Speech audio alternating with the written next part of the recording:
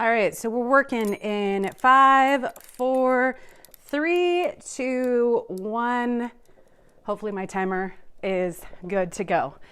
All right, so today's video, I'm going to be taking photos and steaming. So the first 30 minutes, I'm going to be steaming up stuff on this rack, talking about pricing. The second 30 minutes is going to be me taking photos, and I'm just going to be talking about other reselling stuff. Maybe some solds that I've recently had or some topics in the community. All of the stuff I'm taking photos of is actually going to be in an upcoming bins versus stores video. So I won't really highlight this stuff, but if you want to join in, I have a timer on the screen and you can work with me today for an hour. There will be a break of 5 minutes in between, and I'll just talk about like personal stuff during that break in case you're curious. But today's topic, I asked you guys on Instagram, if you're not following me, I'm just gonna run a poll every week and see what topic you want me to talk about. But I was surprised that the majority of people picked pricing strategies. And, you know, I think I don't know how I titled this video, but, you know, I think a lot of people, what I tend to see is that they price too high. I made that mistake as a new reseller. So I just thought I'd talk about kind of my experience pricing, how I price on each platform, if it's different, if I've ever done it differently, that type of stuff. And yeah, it's just gonna be work with me and let's chat. So first off, pricing is not an exact science. And I know that I heard some really terrible advice when I first started, when I was, you know, listening to lots of different YouTube channels and just taking everyone's word as this is the only way to do it. And I think that as you resell, you start to learn what works best for you. And I think that one of the main things I've learned about me is I don't want to price too high. I think the majority of people price too high. And as a shopper, I sort low to high when I'm shopping for things. So I want to somewhat be in the competitive low to mid range. When I pick things up, I'm also factoring that in. For example, has this Eileen Fisher lightweight sweater, are there some solds at $10? Would I be okay with that $10 price tag? And are there some at $40? And am I okay with somewhere in the middle of those comps?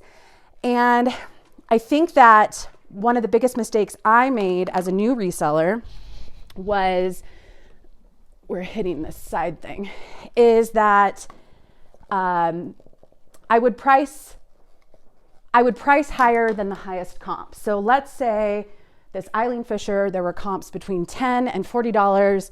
I would price at $50 because I wanted to get the $40 price range. And I did that for a while. I probably still have some items. I mean, I've dropped prices. I'll get to that in a second on most of my old stuff, but I did that for a while. And while it seems reasonable, and there are plenty of people that do it, for me, it doesn't work that way. I think I never really want to take advantage of people from YouTube, and people do buy from me here at times. And so I don't want to price things up too much because I don't want people to think I'm, you know, trying to take advantage of the social media thing. But I also I want things to move. I don't want to store things, and clothing is already sometimes a slow mover compared to some hard goods. And so I really feel like how I try to pick things up is, am I going to be okay if it sells for the lowest comp that I can find? And I'm not talking about those obscure ones where maybe someone's doing a trade on Poshmark and they have something that sells for $3 because they're just trading for someone. I'm talking about, you know, that 90% of the sales. Am I okay with that lowest comp? So I think pricing for me kind of starts at sourcing. But let's just say you've decided to source an item. Let's say you got an item for free, which I personally really like free inventory if it's decent. I think that what I typically do, I'm seeing some underarm staining and I did not see that. So what material is this? This is maybe gonna have to dry clean only. I think I might have to soak this, which is fine.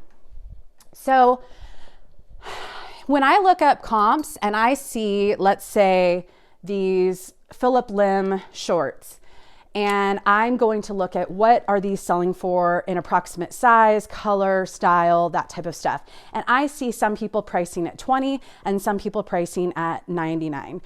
I'm just flabbergasted. I don't know why it's all over the place. I do know there are people that sell on eBay and Poshmark from their own closets and their own personal stash.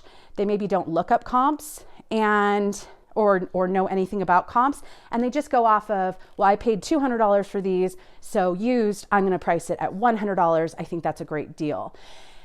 And so, I think that when you are looking up how people are pricing and all of that stuff, there are different types of people. There are kind of the personal sellers, and then there are the business sellers.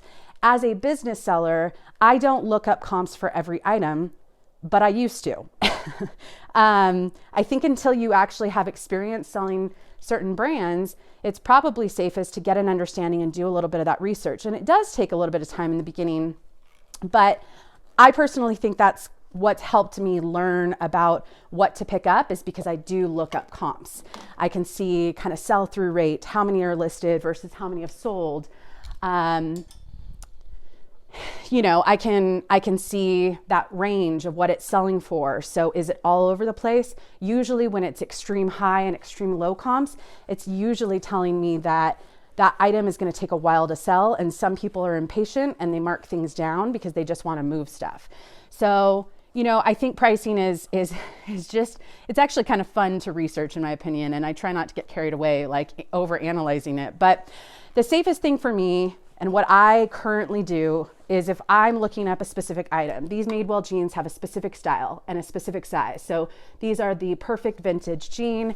I've sold these before, so I kind of have an approximate idea of what they'll sell for. Somewhere between 30 and 50 is what I've sold these for, depending on size and condition and style. But I think that if I see comps, solds, and they are from 20 to 60, the majority being 30 to 40. Whoops. We're running out of, I use the back of my lights to hang freshly steamed items. I don't know why. It's always been a thing I do. So I'm going to go with the top of the majority of comps. So if it's selling on Poshmark and it says it sold for $70, it may have sold in a bundle, and you can't see actually what the discount was. You can't see what the sell price was. So I'm going to assume that if the majority are between that 30 and 50, there are some outliers that are higher. There are some outliers that are lower. I'm going to go with probably 49. I don't know why. I always go like 48 or 47 or 49, somewhere just under that top comp. Some people, they want to go higher than that. They want to go with the highest, hoping that they're going to get the most bang for their buck. Some people think that it's all about the sharing, so that there are buyers that don't sort. And that may be true, but for me, I really am trying to be fair with my pricing, and I want things to move in a reasonable time.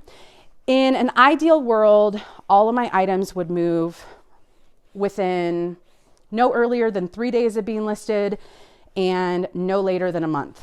And I can tell you that is not the case for a lot of items. Some items, maybe they're a very specific buyer, maybe that it's a very specific size, whatever the case. Some items take 6 months to a year for some of my recent pickups. But if something sells too quickly, in that first hour, it's easy for us to go, shoot, did I price it too low? I try not to dwell on that. I think I'm comfortable with how I price things. And if it sells full price in an hour, maybe I could have squeezed out a little bit more, or maybe it would have sat. Maybe I just lucked out with someone looking at the right exact time. Or maybe they had a saved search where it notifies them when something is listed. So I try not to dwell too much on, did I overprice or underprice if something sells too quick? But in an ideal world, it's got a few eyes on it, and I can get kind of the most bang for my buck in a reasonable amount of time. I think that for me, it's important to also have some sort of markdown system. So this is easier to do on eBay, in my personal opinion, because I can actually run promotions and run discounts ongoing, and I kind of reset those every week. And I'll maybe link a video down below of, I can't remember who it was. It's an eBay seller, and I'm trying to think of who it was that did a really great job of explaining how to run promotions on eBay. I think it was Shed Flips, which I really like his channel. So I'll try and find that video and link it below in case you want to know how I run promotions on eBay. But the point there is, if something's been sitting for 3 months and I've really had no interest, no offers or reasonable offers, then I basically set it to, okay, let's move it to 10% off. And I can still accept offers. So maybe it flags someone and they go, oh, it's on sale, it's on a discount, and they can still send me an offer of whatever they feel is appropriate. But I do that depending on how long things have been listed. So maybe it's been listed for 3 months to 6 months, I do 10%. Or 6 months to a year, I'll do 15%. Or I don't know my exact, I would have to look at my computer to know my exact thing. But in a sense, if it's been listed for over 2 years, it's at 25% off. And I just need to move that sucker. Poshmark, while you can send offer to likers, the frustrating thing is people, it's even in bulk, it's kind of manual. You have to do it either through a bot or manually. And it's just, what I like about eBay is I can set a promotion for a week and then it stops after a week. And I can reset it week over week and kind of make some changes. But it appears to be an actual sale on an item as opposed to an offer. I still send offers on both eBay and Poshmark at 20%. I do that pretty regularly every day. eBay, again, is just a one-click button. Poshmark, if you have a bot, you can send offer to likers through a bot. If not, you kind of have to manually do it individually, which is a time suck. But either way, you can send offers on both platforms. I think promotions for me is just nice because I can set it and still accept offers, and it just kind of makes the listing stand out a little bit. It's also me trying to mark down the price. Now I can relist items, and I know that's a common question is, do you ever relist items and make changes? Clothing is just one of those weird things. It's not like hard goods where it's like you really can change much, in my opinion. It's kind of like if you described it and you listed it well the first time, then you're just kind of waiting for the right buyer at the right price. And maybe you price too high. Maybe it's just that one specific person that just hasn't had a need for it yet, but they'll come around in 6 months. So, I think it is different based off of what you're selling. But for me, let's see where we're at. We are 18 minutes left, somewhere around there. I ordered a different timer that would be a little easier to use, but this is my kitchen timer and I thought it would work for now. So that's what I currently do. I send offers of about 20% on all my items at least once a day, all my newly liked items at least once per day. And I price at the high end of the approximate range of comps. So again, not looking or focusing on those outliers, but really just what's that bulk, what are the majority selling at? And I just price on the high end, and I usually am expecting to sell it for about 20 to 30% off my asking price. I do price higher than I am expecting to sell it. I don't know. Some people sell things on eBay and they don't allow offers. I think because Poshmark, you can't turn off offers. I just have to price for kind of both platforms because I do price the same. I know that's a common question. All right, we're just gonna put pants over here. This is my whiteboard, so this is where I write my measurements. And I really like these new whiteboards that I got. I bought them, I have extras, but I bought them recently and I really like them. They're much better quality, they're much sturdier, much easier to wipe off. So I've got one for pants, one for tops, one for other stuff. And I've been using whiteboards since I've been reselling, and this has really been the perfect setup for me. But anyways, I think that, let's see, suggested prices. So I price the same on eBay and Poshmark. I remember talking to someone in my early days of eBay, and they said they always priced a little higher on Poshmark, that they thought they could get more money on Poshmark for items. I actually have the opposite. My average sale price on eBay is higher than Poshmark. And I price exactly the same. I did try it in the beginning where I priced things a little higher, and then I was like, this is just, I mean, it's taking too much effort to even make that small change, all for maybe a few extra dollars. If you price it $5 higher or whatever, and you take an offer, you might only get a few extra dollars. To me, it's not worth it. And I think if you have an item in demand, it's going to sell. It's going to sell. So if you have more of the average stuff, the bread and butter, which is no problem, a lot of us pick it up because that pays the bills or some of them, that stuff might not be as desirable. So it might be more of the game of how quickly do you want to sell it, and, at what price point. I also don't think you should price too low.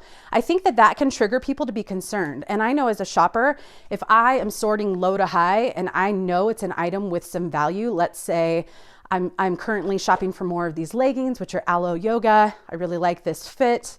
I wear them all the time. I've got them in 2 colors. I want more. And so I'm currently looking for more, and I kind of know the approximate value. So when I look I go low to high and I see someone's got some listed for only $10, I immediately am thinking there's got to be a flaw.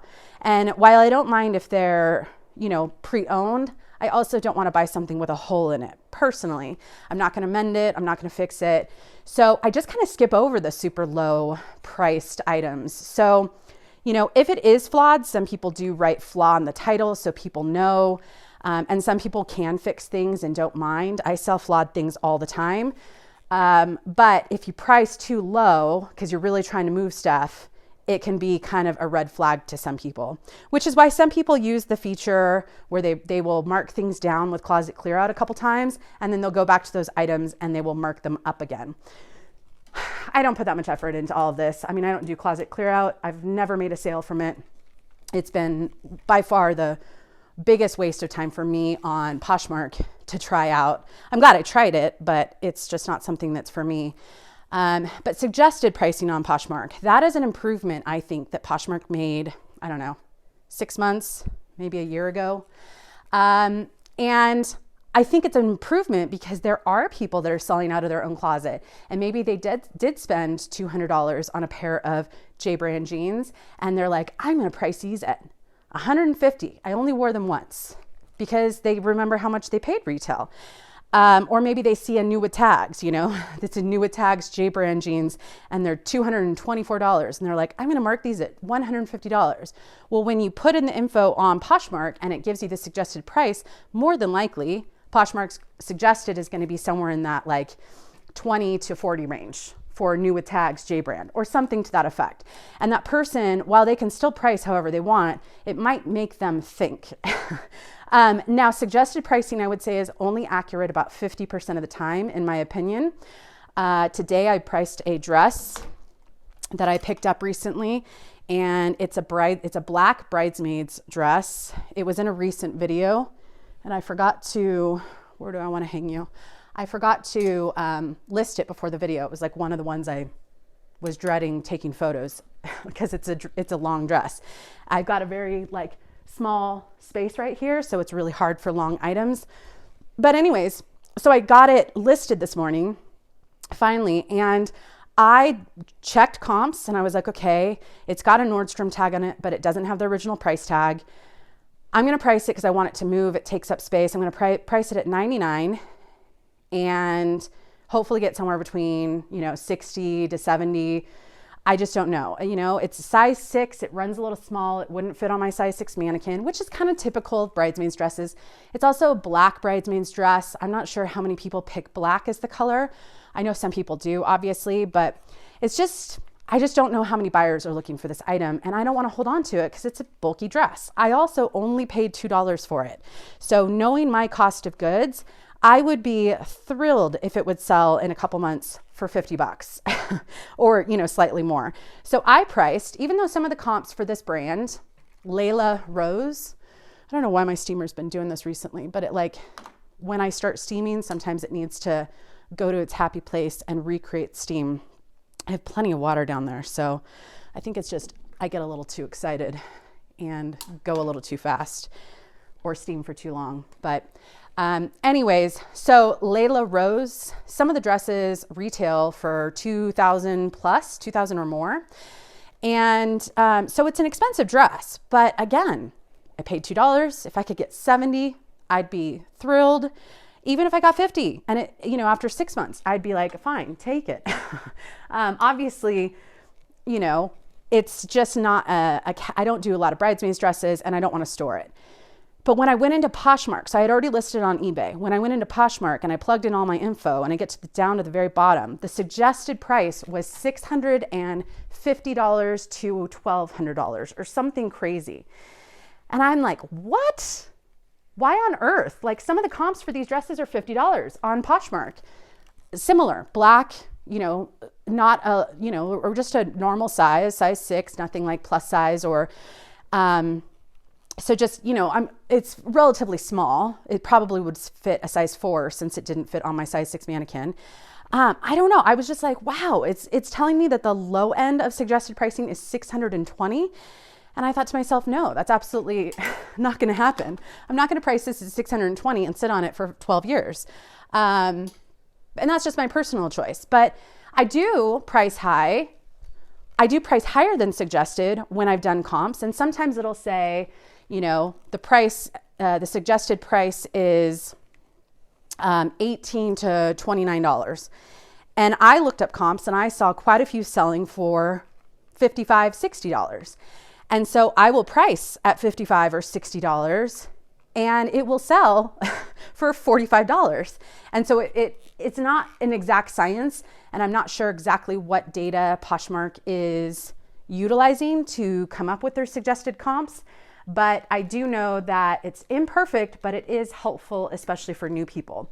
But I would not use that over looking at my own comps personally.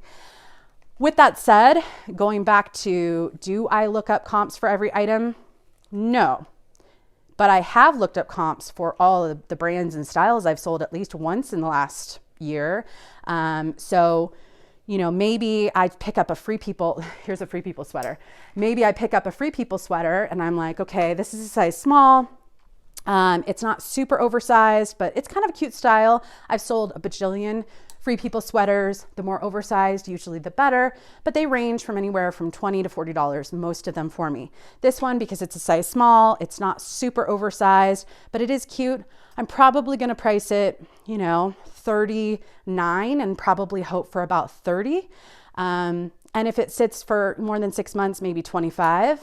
So yeah. And the reason I can price this, it's not that I look up this exact style or that I'm really concerned about it. I just kind of have sold a bajillion Free People sweaters and I don't think the comps have changed much. So, and I do use Google Lens, especially with something like a Free People item. I'll use Google Lens to try and find the name or the style. And it's pretty good. I mean, it's not 100% accurate, but it will work, I would say, you know, 50, 60% of the time for clothing items for me.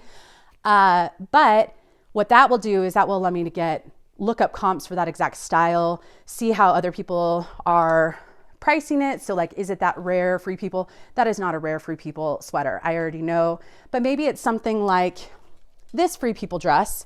I haven't sold one exactly like this. I'm sure I can put this on the mannequin and I can find probably exact comps for that. You know, Free People dresses can vary so much. So if it's just something like, these are Fajerte men's shorts, blue. I'm not going to look these up on Google Lens for pricing. I'm just not. I'm going to look up the brand Fajerte. Is that how you say it?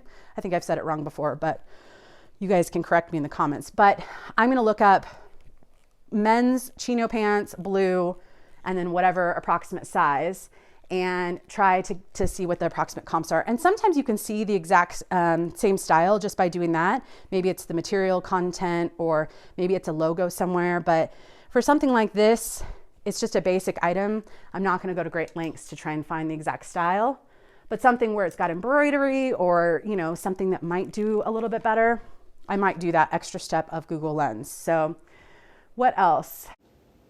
All right, so this is editing, Courtney, and my timer was not accurate, which I already kind of knew was going to be a problem. So I go a little over 25 minutes here, but I did just want to highlight the most important thing that I forgot to mention while I was working is that I try not to spend too much time looking or pricing items, looking up items and pricing items, because if I were to spend 30 minutes researching one item that I might be able to get $40 for, rather than pricing it for maybe $25, in that time of 30 minutes, I can list a lot more items. So while there are chances that maybe I could do more research and find an exact item, I think that the most important thing I've learned is time is money.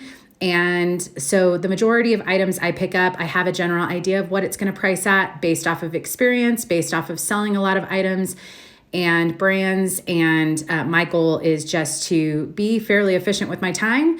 And if I think the item is really going to garner a high dollar, then I might spend a little extra time researching, but I do cut it off at some point just to move forward. Woo!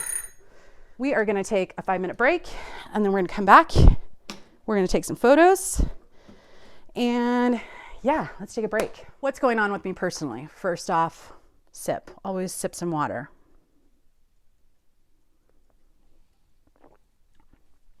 So let's see. It's that weird winter spring weather right now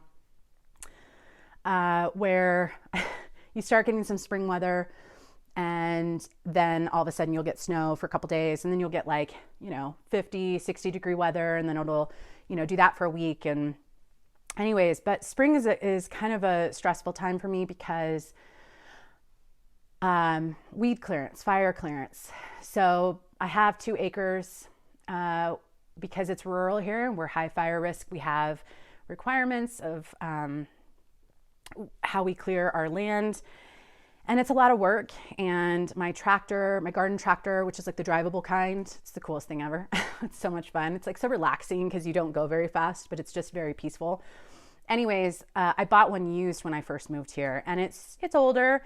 And it needs to be serviced every year. But last year it was not very consistent, or not consistent, but it wasn't very reliable. And I got my weeds done last year, but it was just kind of a pain that I had to call. And first it was a battery and then it was some wire that got twisted. And it just, that's not my strength of fixing garden tractors. So, and the local people that I work with are really nice, but it costs money to have it taken into their shop and brought back. And so I'm just trying to figure out this year if I want to upgrade and get a new one or if I want to get mine serviced again. It's a lot of money and I also would like to finish my fence. There's one side of my fence that I want to finish. That's a lot of money. But I was waiting on that because I didn't know what side of the tree line I wanted to put the fence on, but now I've decided. And anyways, it's just spring is kind of an exciting time because you're like, oh, nice weather is right around the corner. But then for me, it's also like, oh, when are you going to have free time to deal with all of this fire clearance and weeds? And are you going to start your garden again this year? Because I do have a garden area that I built in with my fence system, but rodents got to my garden area. I said rodents really weird there. A couple years. And then I just got so frustrated because you're spending money on plants and anyways, it's exhausting. I like in an ideal world, I would have a homestead if I had time, but I don't. I work so much and that's not a bad thing.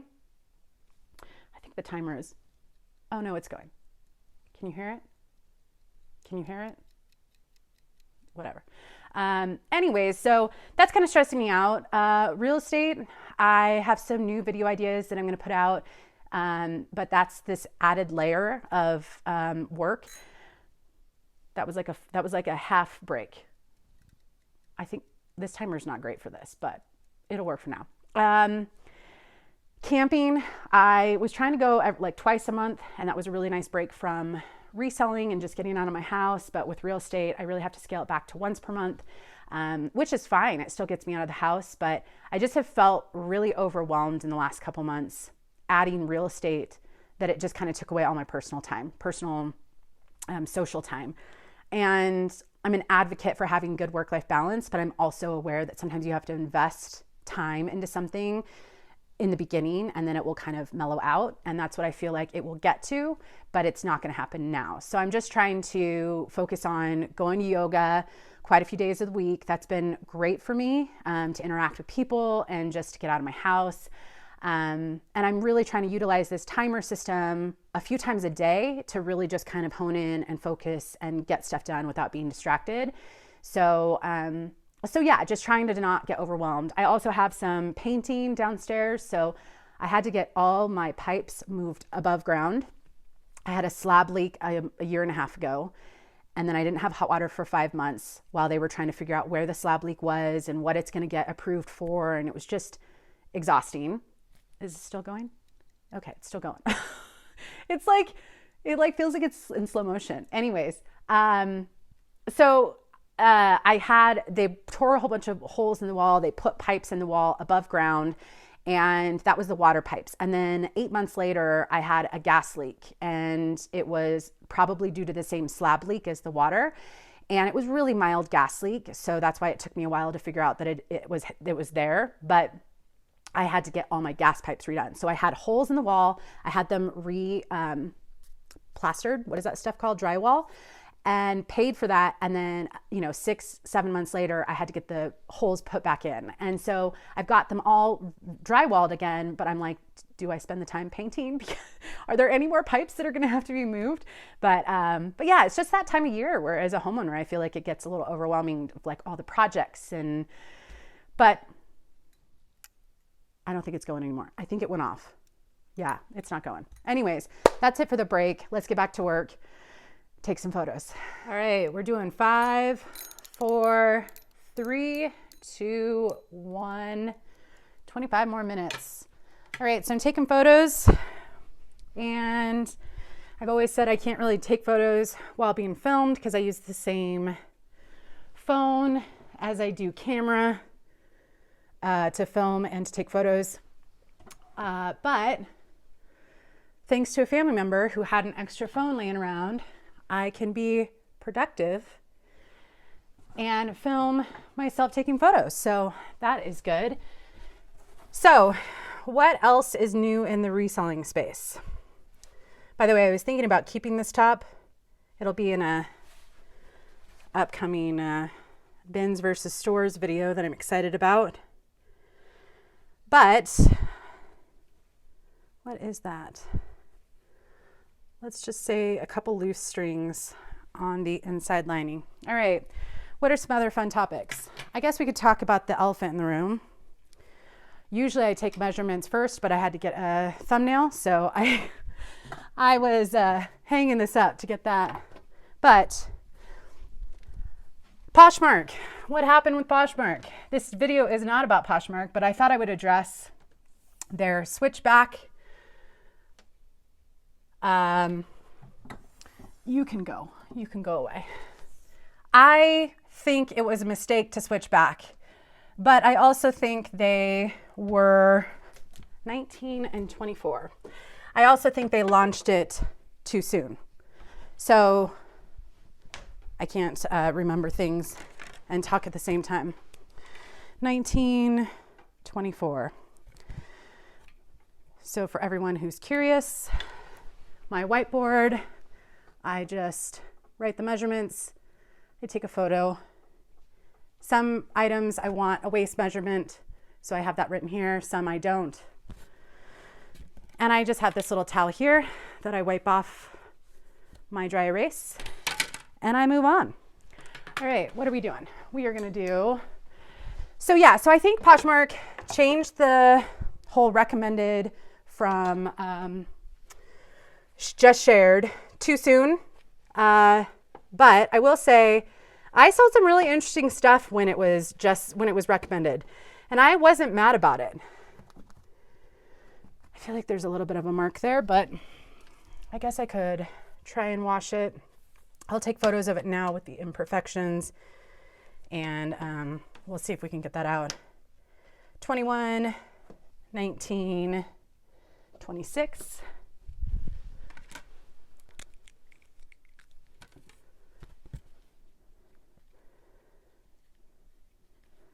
So again, usually I always take the measurement first. I write it. I at least take one photo and then I'll come in. This just keeps everything in order for me, so I know which measurement lines up with which item. Again, I don't think people have seen me fully take pictures, which is why I'm kind of talking it through right now, but Poshmark. I think that they really need to fix their search, and I don't think sharing or going back to sharing is the solution, personally. I think they need to keep buyers in mind, and I think they need to keep all different types of sellers in mind. I don't know why. I feel like I'm like right in front of the camera, so that's why I'm struggling.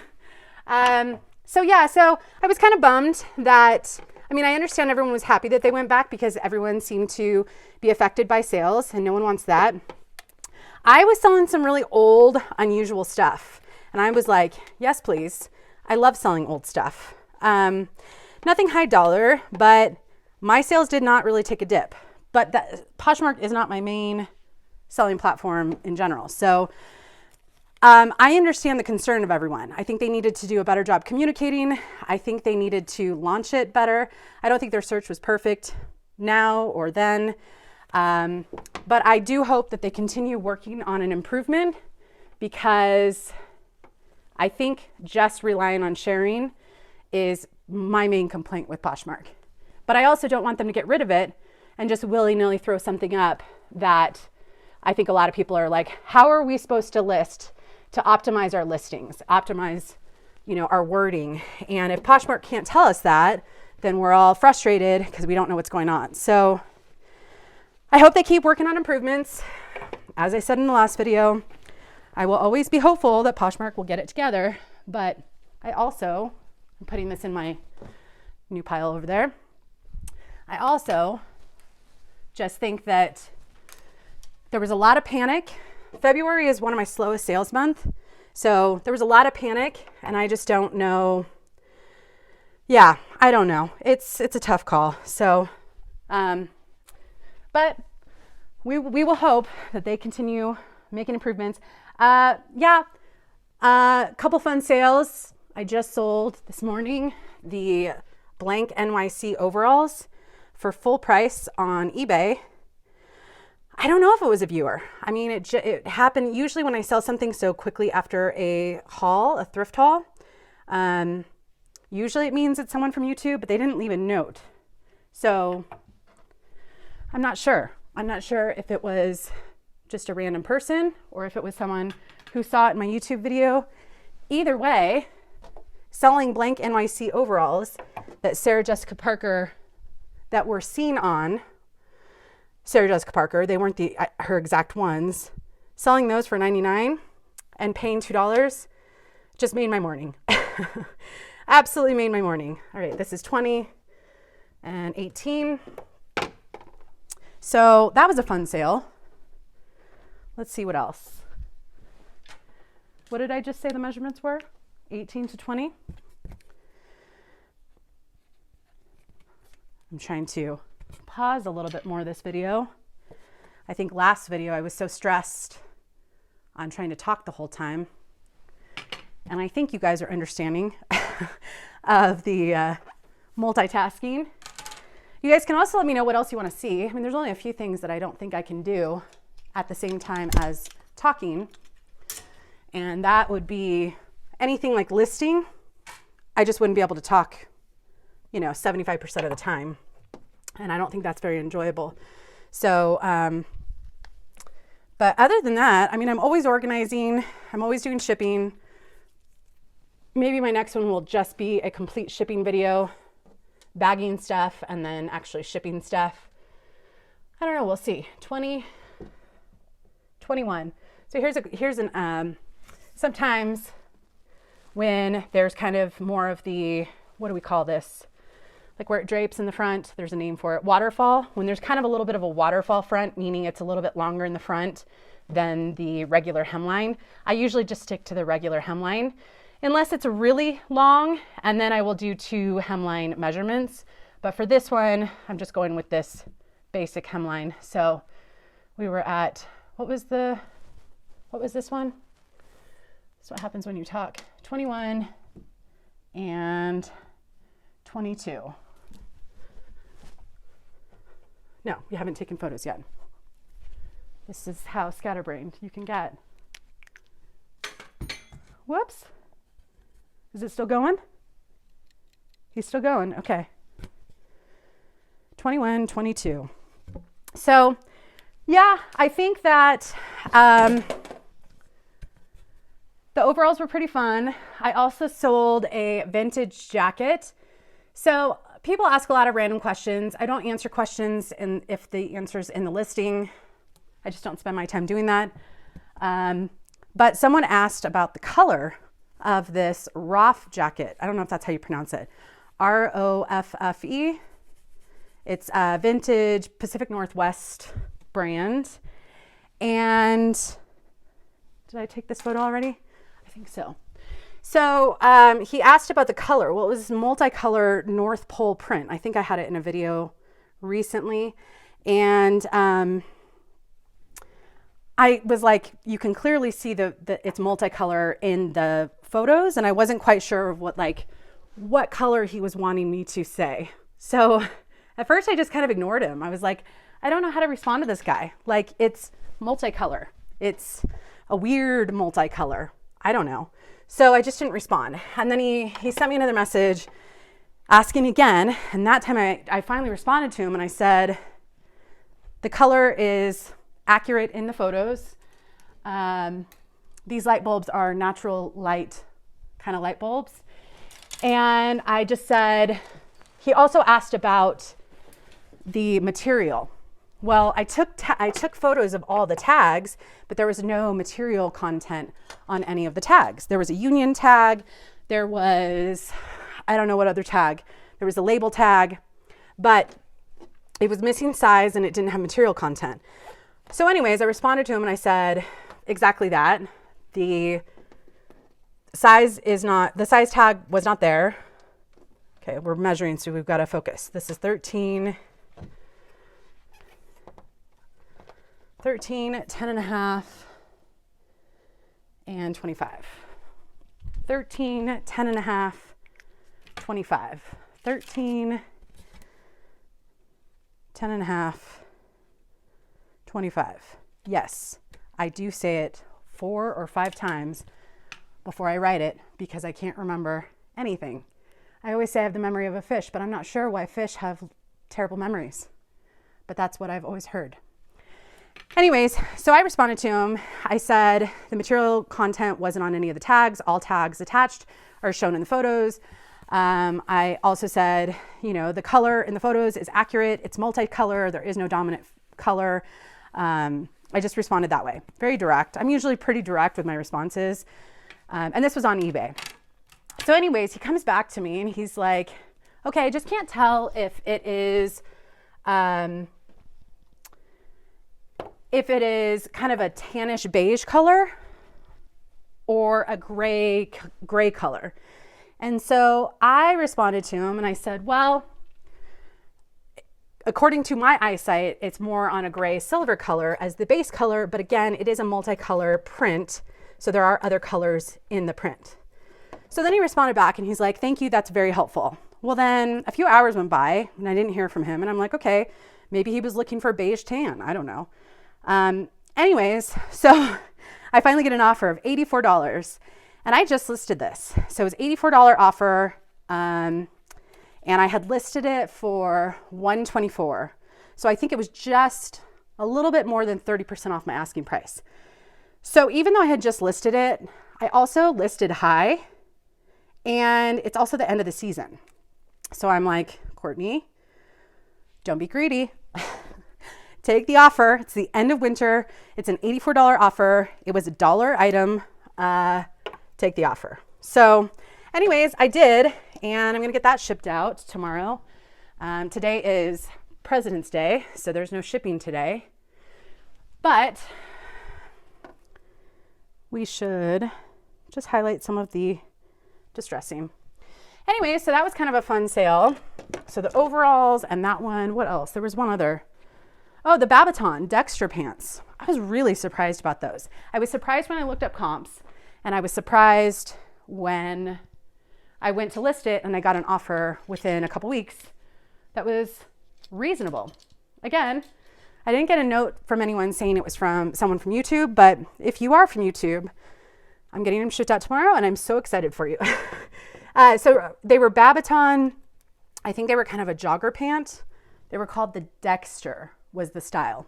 I think it was like a jogger style. Anyways, I was looking at comps and I immediately picked them up and they were relatively cheap. And I thought maybe I would be able to get, 25 to 35 for them. A lot of Aritzia is kind of in that range. Okay, so we've got to do measurements again. 19, 11 and a half, 9 and a half. 19, 11 and a half, 9 and a half. 19, 11 and a half, 9 and a half. Yes, because I cannot remember unless I keep repeating it, kind of like people's names. So anyways, I listed them high. I mean, there were some that sold for more than what I listed. Talk about pricing. There were some that had sold for 75, 80, but a lot of them were in the 40 to 60 range. So I decided to list at 59. And I thought, hey, if I could get $40 for these, I'll be thrilled. I say that a lot, but it's true. I get thrilled by good sales. Anyways, also this taking photos is a really great angle. I'm sure it's a great angle, but we're keeping things real around here. You guys want to see how I take photos? This is it. This wall is really funny. I have some weird windows over there and there's light that comes through at certain parts of the day. So there's basically like 2 to 3 hours out of the day that I just cannot take photos right here. There's like beams of light shooting. Today's overcast. Tomorrow and the next day we're getting some snow. So, yeah, but anyways, so I got an offer for 49. I had listed them only for a couple weeks and yeah, $49 on a pair of Babaton Aritzia pants. That's on the high end, but that really is one of those times where it helps to know the style at times.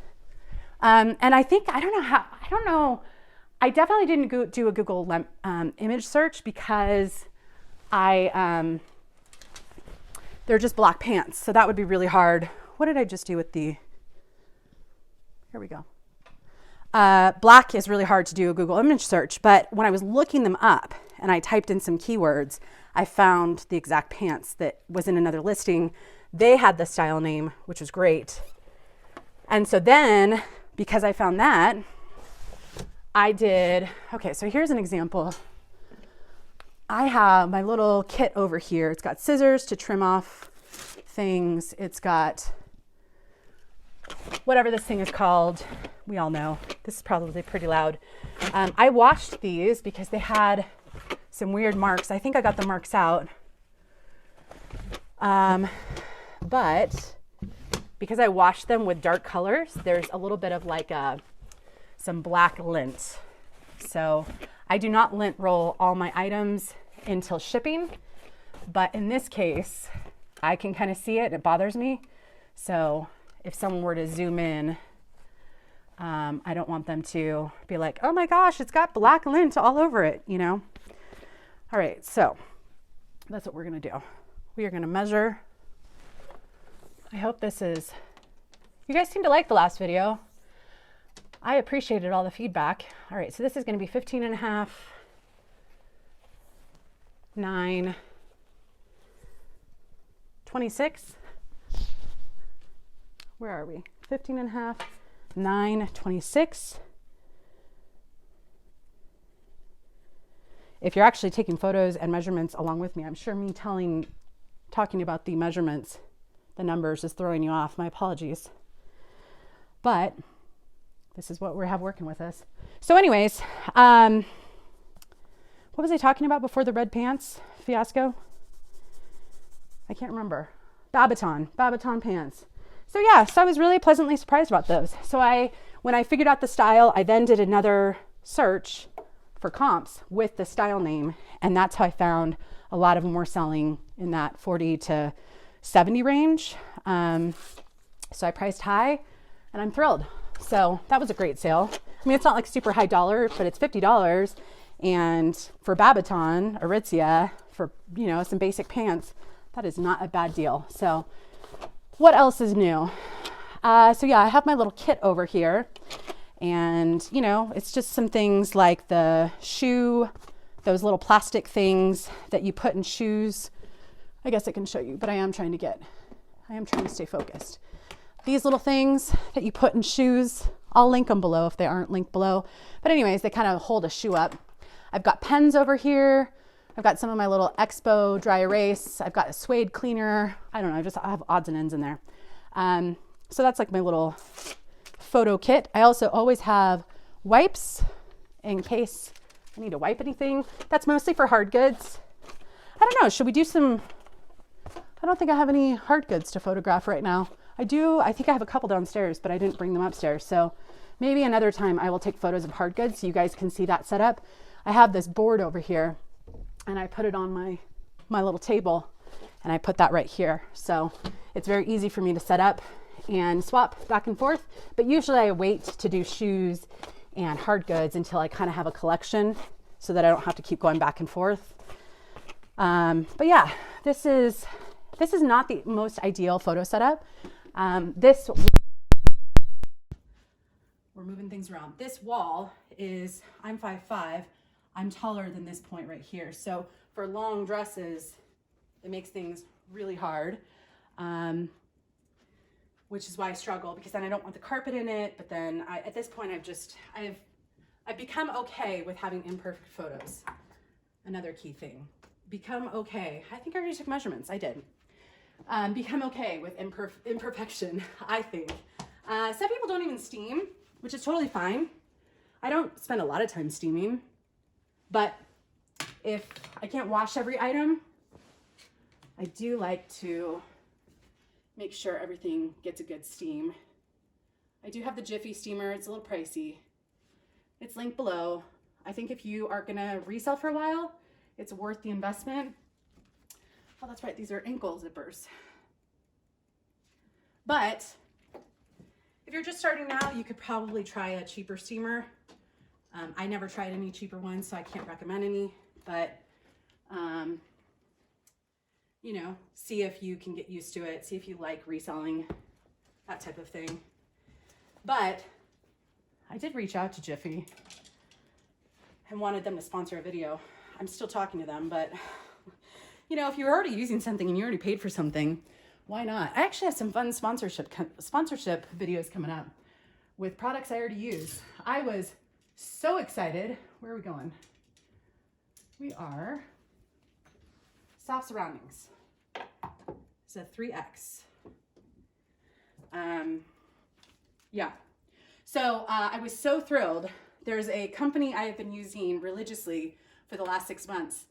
And no joke, when they reached out and said they wanted to sponsor, I was like jumping up and down, so excited, because it's not even about the product. I've been paying for their product. It's just like, I don't know, the fact that they're willing to, you can share something you genuinely love and they're going to pay you for it. $26.30. That is like the best of all worlds right there. Let's see.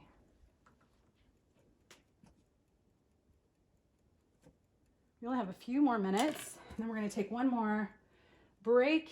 The video will only be an hour. I'll make sure of that. But you guys can tell me what you think of this video, of the photos. I know my setup for taking video, it's kind of a hard angle, so hopefully you can kind of see what I'm doing for those of you that have wanted to see how I take photos. I'm pretty quick, I think. You know, I try and highlight little, what is going on here? Are you taking a photo? I try to highlight little accents, like here's some ruffles down here, so I take a little bit of a close-up there. I only take about 4 to 5 photos per item for the majority of items. But, you know, this just kind of works. Some people like to take more. Some people like to edit a whole bunch of things. I personally don't. So it is what it is. We can all kind of do things a little different. The goal is to be honest with customers, you know, try to give them an accurate picture and still be, you know, respectful of your time. All right, I feel like we can do this one, this Free People. This is really me in my element. This is, I don't photograph every day. I only photograph about, let's see, do we want to do 20?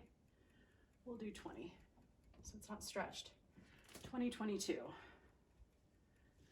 I only take photos about 4 days a week, usually, which is kind of why I try and do a little bit more. I also don't list every day. 20 and 22, is that what I said? That's what I said.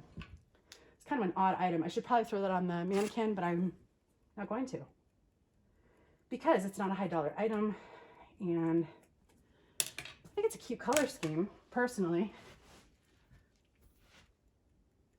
Sometimes my shadow, so I have to kind of go to the side to make sure my shadow doesn't consume the light on the item. But pretty simple. A front photo, a label photo, a material photo, a back photo, and the measurements. Did I already take that? That's about it.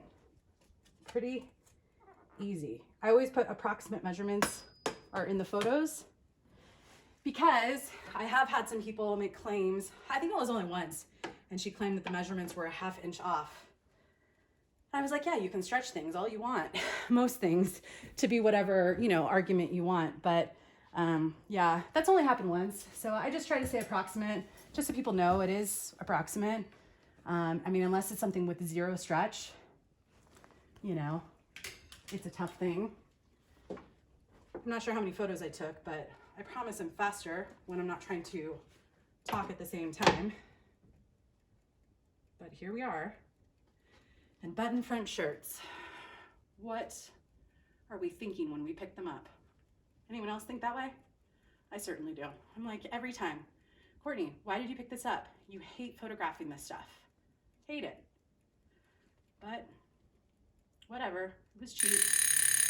There we go. I don't have to do this one. Just kidding. I'll come back to this later. Let's take one more break before we end this video. What do you think, Boo? Did I get a lot done? Are you having a good day? You're just watching me work? Do you ever contribute to the house costs? Do you ever do any work? Or do you just guard the house from all the wildlife, from the critters? Is that what you do? I know. So yeah, that's basically it. I'm gonna play with the dog a little bit outside. I don't use the timer system ongoing consistently throughout the day. I usually will set it for an hour, take the 2 breaks. Sometimes I do the 45 minutes and 15-minute breaks. Sometimes I break it up like this, but usually, like for now, I'm gonna go out and play with her for a little bit. That'll probably be like 15, 20, 30 minutes, maybe make some food. But when I'm ready to kind of dial in and be productive again, I will set up another timer. So usually I do them in chunks of about an hour. I have done 2 hours. That's really where I'm like, okay, I know I have plenty of shipping and I have plenty of photos and steaming, and I know I'm gonna work for 2 hours straight. And that really is helpful. So I might do that type of video at some point, but it seems like these hour-long videos are good for everyone. And if you need to rewatch it, you can, or hopefully I just keep putting out one a week and that it's helpful. But we're gonna go play outside. Do you wanna go play? You wanna go outside? You wanna go outside? You wanna go run around? Right? Okay, I knew she was gonna do that. Let's go play.